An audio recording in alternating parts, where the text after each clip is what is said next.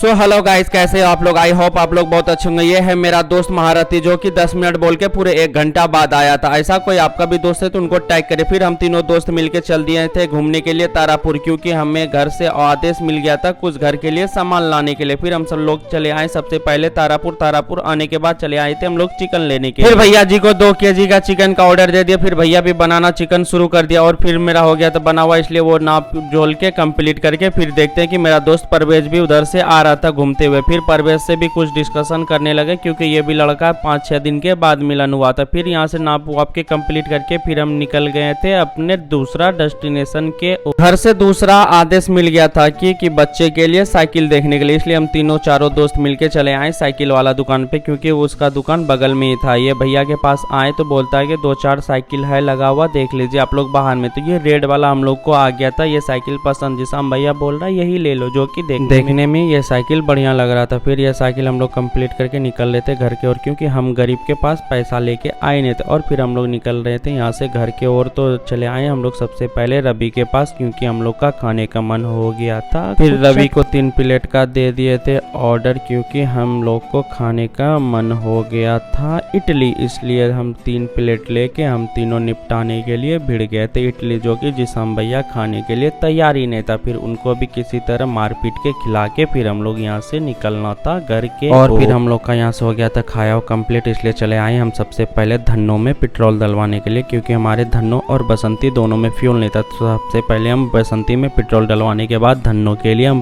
Parcel करवा लें, क्योंकि मेरे गाड़ी यहाँ तक आ नहीं सकता था, इसलिए फिर हम यहाँ फ्यूल बोतल में डलवा के फिर निकल गए हम लोग घर।